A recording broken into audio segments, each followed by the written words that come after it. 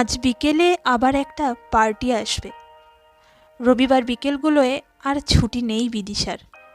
এক এক করে পাত্রপক্ষ দেখতে আসছে আর তাকে সেজে গুজে বসতে হচ্ছে। বিদিশা বাড়িতে বলে দিয়েছে এভাবে তার কাউকে পছন্দ হবে না, কিন্তু এটা নেহাতি তার মুখের কথা ভেবে বিদিশার বাবা মা মহা উৎসাহে পরপর পাত্রপক্ষকে নিমন্ত্রণ করে যাচ্ছেন। সকালে বারান্দায় দাঁড়াতে বাইরে দুটো শালিক দেখতে পেল বিদিশা। তার মানে বোঝা যাচ্ছে দিনটা আজকে খারাপ যাবে। বিদিশা দেখেছে শালিক দেখার ভাগ্যটা তার উল্টো, এক শালিক দেখলে দিন ভালো যায়। ফোনটা বেজে উঠল। ওপারে রাহুল। আজ আবার একদল? হ্যাঁ, বলেই তো ছিলাম। কোনো মতে কাটিয়ে দাও। আমি কিন্তু এভাবে প্রতিবার কাটাতে পারবো না। আর তো বছর দুয়েক, একটু অপেক্ষা করো। আমি বাড়িতে বলে দিচ্ছি তোমার কথা। তোমার অসুবিধা কোথায় সেটাও তো স্পষ্ট করে জানাচ্ছ না। বাড়িতে বারবার জানতে চাইছে আমার কোনো পছন্দ আছে কিনা। এখনই বিয়ে ফিয়ে করে সংসার শুরু কিনা করলেই নয়, একটু স্বাধীনতা উপভোগ করতে দাও। তুমিও করো। কেউ তো পালিয়ে যাচ্ছে না। এত তাড়াতাড়ি সব কিছুতে জড়িয়ে মরিয়ে থিতু হওয়া জাস্ট ভাবতে পারছি না। বুঝছো না, এটা জাস্ট এখনকার ট্রেন্ড নয়। তুমি কি এড়িয়ে যেতে চাইছো? আমি কি তাই বললাম? সবে চাকরিতে থিতু হয়েছি, একটু চিল করার সময় তো দেবে। কথা শেষ করে ফোন রাখে বিদিশা। সে বুঝতে পারে না এইভাবে আর কতদিন। এভাবে প্রতি রবিবার পাত্রপক্ষের সামনে তৈরি হয়ে বসা, ইন্টারভিউ দেওয়া খুবই বিড়ম্বনার। এই সাধারণ কথাটা কেন রাহুল বুঝতে পারছে না?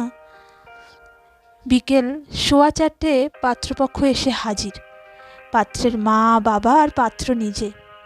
বিদিশার মা বাবা কিছুক্ষণ কথা চালানোর পরে বিদিশা ঘরে ঢুকল। বিদিশা বুঝতে পারে সে ঘরে ঢোকার পরই ওপারে বসে থাকা মানুষগুলো তাকে এক ঝলকের জন্য স্কেল, কাঁটা, কম্পাস দিয়ে মেপে নিল। এই অস্বস্তির কথা সে রাহুলকে বলেছে, কিন্তু রাহুলের একই কথা। এই নাটকটা চালিয়ে যাও কয়েকদিন, আমি দেখছি। শুরু হলো প্রশ্নমালা। সৌজন্যে পাত্রের মা। তোমার কোন অফিসে চাকরি? খুব চাপ অফিসে? বাড়ি ফিরতে কটা হয়? আর পড়াশোনা এগোলে না কেন? অন্য শহরে বেটার চান্স পেলে কি করবে? ছেলে যদি বাইরে চলে যায় কাজে, তুমি কলকাতার চাকরি ছাড়বে? রান্না বান্না পারো? কাজ চালিয়ে নেওয়ার মতো? এরপর পাত্রের মা ছেলেকে বললেন, তোরা নিজেরা যদি কিছু কথা বলতে চাস সেটা বলে নে জয়। জয় হয়তো আগ্রহী ছিল। বিদিশা বলল, না না, ঠিক আছে। বিদিশার মা বললেন, মেয়ে খুব লাজুক, সহজে মিশতে পারে না কারোর সঙ্গে। পাত্রের মা বললেন, ভালো তো, আজকাল সহজে মিশতে গিয়েই তো যত গোলমাল। ঘরে এলো খাবারের প্লেট। রসগোল্লা, 3 রকম মিষ্টি, ফিশ ফ্রাই। আরে এত কিছু করেছেন কেন? পাত্রের বাবা বললেন, কোনো মিষ্টি ছুঁয়ে দেখলেন না কেউ। কাঁটা চামচ দিয়ে ফিশ ফ্রাই ভেঙে অর্ধেকটা খেলো 3 জন। পাত্রের মা বললেন, জয় একদম মিষ্টি খায় না। এত কাজের চাপের মধ্যে ও রোজ জিম যাবে, ক্যালোরি মেপে খায়।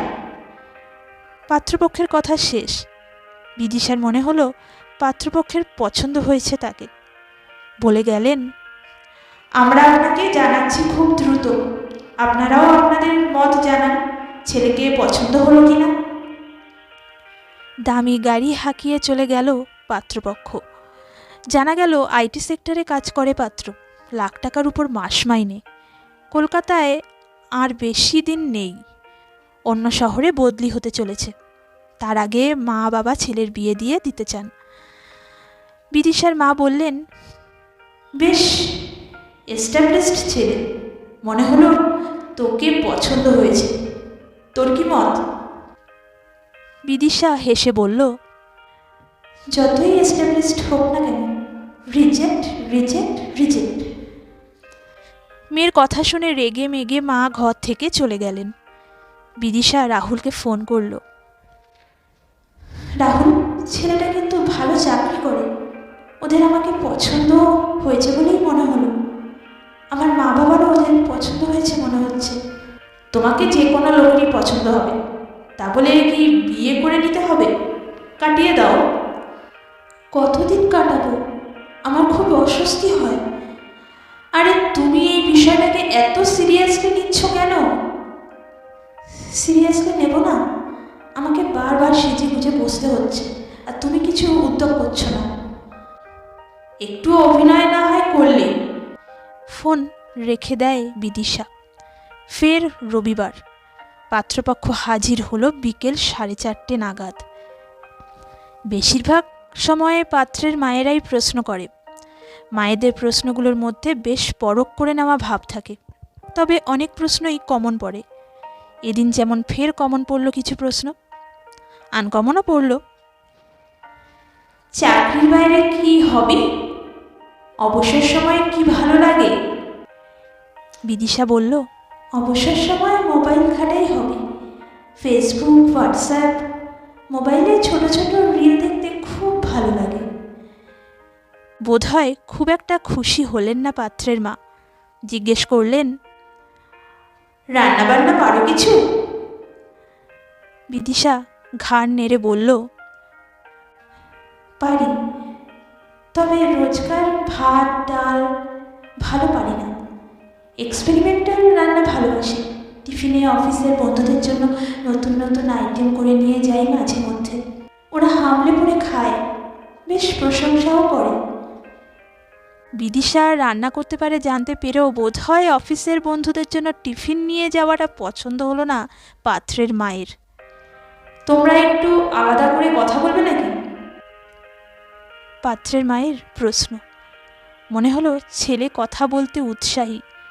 এই ছেলেটিরও বেশ সুঠাম জিম করা চেহারা। বিদিশা বলল, এখন না, থাক না, পরে কথা হবে। বিদিশার মা আগের মতোই বললেন, মেয়ে খুব লাজুক, সহজে মিশতে পারে না। মেয়ে লাজুক শুনে মনে হলো পাত্রের মায়ের পছন্দ হলো। আরও কিছু প্রশ্নের পরে কাঁটা চামচ দিয়ে দুটো মিষ্টির অর্ধেক খেয়ে আর মোগলাই পরোটা জাস্ট স্পর্শ করেই উঠে পড়ল সবাই। জানা গেল এই পাত্র সরকারি চাকরি করে। মাস গেলে ইনকাম প্রায় 80,000। কলকাতা থেকে এখনই অন্য কোনো শহরে যাওয়ার নেই। বিয়ে করলে নতুন ফ্ল্যাট কিনে বউকে নিয়ে থাকবে। পাত্রপক্ষের গাড়ি বেরিয়ে যাওয়ার পরে বিদিশা বলল, মনে হচ্ছে আমাকে পছন্দ হয়নি ছেলেবাড়ির। বিদিশার মা বললেন, আমার কিন্তু খারাপ লাগেনি।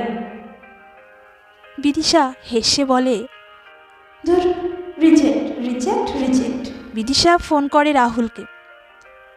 আমার সামনে রবিবার একজন আসছে, যদি পছন্দ হয়ে যায়।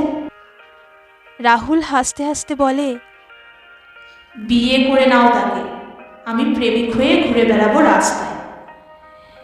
তুমি তাই চাও তো?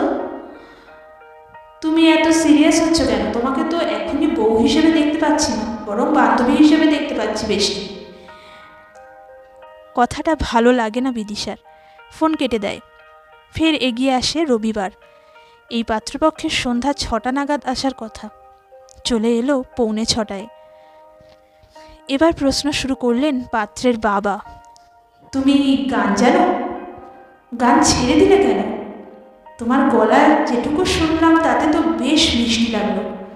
গানের রেওয়াজটা তো চালিয়ে যেতে পারো। আমার বাড়িতে বউ হয়ে এলে ফের গান গাওয়াটা শুরু করো। হারমোনিয়ামটা তো পড়েই আছে, কেউ বাজায় না। বাজাবে তো? বাড়িতে পুজো আর্চা করো? বিপত্তারিণী পুজোর নাম শুনেছ? আমাদের বাড়ির লক্ষ্মী পুজো কিন্তু তোমাকেই সামলাতে হবে। আমাদের বাড়িতে মাঝে মধ্যেই আত্মীয় স্বজন আসে, থেকেও যায়।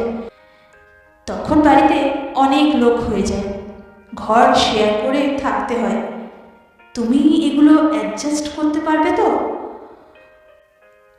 এবার প্রায় সব আনকমন প্রশ্ন, কিন্তু এগুলো উত্তর দিতে খারাপ লাগছিল না বিদিশার। রসগোল্লা সহ 2 রকমের মিষ্টি আর চিকেন মোমো এলো। ছেলের বাবা এবার ছেলের দিকে তাকিয়ে বললেন, কি রে রাজীব, তুই তো মোমো খেতে ভালোবাসিস, লজ্জা পাচ্ছিস কেন? রাজীব এবার মুখ খোলে, সত্যি খুব খিদে পেয়েছিল, অফিস থেকে সোজা এলাম তো। বিদিশার মা জিজ্ঞেস করলেন, তোমার রবিবারও অফিস? হ্যাঁ, একটা ক্লায়েন্ট ভিজিট ছিল, তাই যেতে হয়েছিল। এখন আবার এখান থেকে হাসপাতাল যাব, এক কলিগ ভর্তি আছে, ওর ব্লাড লাগবে। রবিবারও সারাদিন ব্যস্ততার মধ্যেই কাটে। কাঁটা চামচ সরিয়ে রেখে ছেলে প্লেট থেকে দুটো রসগোল্লাই তুলে নিল। মুখে পোড়ার আগে আবার রসগোল্লার রস টিপে রসটা প্লেটে ফেলল। তারপর টপাটপ মুখে দিয়ে দিল রসগোল্লা দুটো। রসগোল্লা খাওয়ার দৃশ্যটা বিদিশা অবাক চোখে দেখল। তারপর এই প্রথম ছেলেটার দিকে তাকিয়ে ভালো করে তাকালো। রোগাটে চেহারা, ফর্সা, গালে হালকা দাড়ি, বেশ বড় বড় সারল্য মাখা চোখ। এবার মুখ খুললেন ছেলের মা, বললেন, ওর তো আবার এই বয়সে বর্ডারলাইন সুগার ধরা পড়েছে। ওদিকে মিষ্টি খেতে খুব ভালোবাসে, যা ভালোবাসে তা সহজে ছাড়তে চায় না। রাজীবের মিষ্টি খাওয়াটা একদম ছাড়াতেই পারছি না। রাজীব মৃদু হেসে বলল, আজকাল ক্যালোরি মেপে খায় সবাই, অতটা পেরে উঠি না।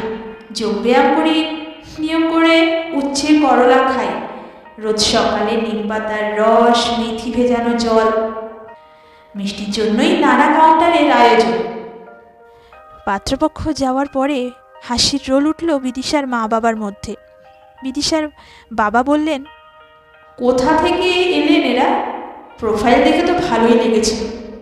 মা বাবা ছেলে মিলে প্লেট পুরো সাফ করে দিয়েছে।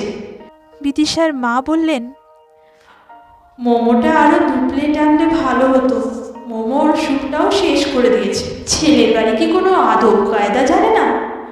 ছেলে কেমন রসগোল্লার রস টিপে খাচ্ছিল দেখলে? বাবা বলেন, আর কিসব প্রশ্ন, মেয়ে গান জানে কিনা, পুজো করে কিনা, এসব প্রশ্ন আজকাল কেউ করে? গান জেনে কি শাশুড়িকে গান শোনাবে মেয়ে? চাকরি না করে কি মেয়ে বাড়িতে পুজো আর্চা করবে? বিদিশার বাবা বলেন, চাকরিতে এখনো সেটেল ডাউন করতে পারেনি বলেই মনে হয়, রবিবারও কাজ করতে হয়। এই ছেলে এলিজিবল ব্যাচেলার নয়, পরিবারটাও কেমন জানে। বিদিশার মা মেয়েকে বললেন, তোকে আর বলতে হবে না, আমরাই বলছি, এই নিম পাতার রস রিজেক্ট রিজেক্ট রিজেক্ট। বিদিশা উত্তর না দিয়ে নিজের ঘরে চলে এলো। তাকে অন্যমনস্ক দেখাচ্ছে। বারবার মনে পড়ে যাচ্ছিল রসগোল্লার রস টিপে ছেলেটার মিষ্টি খাওয়ার দৃশ্যটা। কোনো ভনিতা তো নেই। বিয়ের সম্বন্ধের সময় সকলের নেগেটিভ কথা লুকিয়ে রাখে। মা কেমন অকপটে বলে দিল ছেলের বর্ডারলাইন সুগার। ছেলের মায়ের ওই কথাটাও বারবার মনে পড়ে যাচ্ছে। যাকে ভালোবাসে তাকে সহজে ছাড়তে পারে না। নিমপাতা বিদিশা দু চোখের বিষ। খেলে মনে হয় মাথার চুল থেকে পায়ের নখ পর্যন্ত তেতো হয়ে গেল। মিষ্টি ভালোবাসে বলে ছেলেটা রোজ নিমপাতার রসও খায়। ছেলের বাবা কেমন বলল, গানটা আবার শুরু করো না কেন? কত সহজভাবে কথাগুলো বলেছিলেন উনি, যেন অনেক দিনের চেনা কোনো স্নেহশীল গুরুজন। বিদিশা ফের মা বাবার ঘরে এলো। মাকে বলল, মা, আমি ছেলেটার সঙ্গে একটু আলাদা করে কথা বলতে চাই, ফোন নাম্বারটা দিও তো। বিদিশার মা বাবা অবাক হয়ে পরস্পরে মুখ চাওয়াচাওয়ি করলেন। ঘরে ফিরে এসে বিদিশা দেখে মোবাইল বাজছে। রাহুল। ফোনটা বেজেই চলেছে। ফোনটা না ধরে উল্টে রাখল বিদিশা। 4 বছর প্রেমের পর নিজেকে বান্ধবী হিসেবে ভাবতেও ওর ভালো লাগছে না। ফোনটা বেজে বেজে থেমে যেতে বেশ হালকা লাগলো তার। মনে হচ্ছে ভালোবাসার সবটাই মিষ্টি নয়, তাতে নিম পাতার রসও কখনো কখনো জরুরি। ছেলেটার সঙ্গে দেখা না হলে এ কথাটা বিদিশা হয়তো কোনো দিনও জানতেই পারত না। বারান্দায় বেরিয়ে দেখে পাঁচিলে একটা শালিক এসে বসেছে।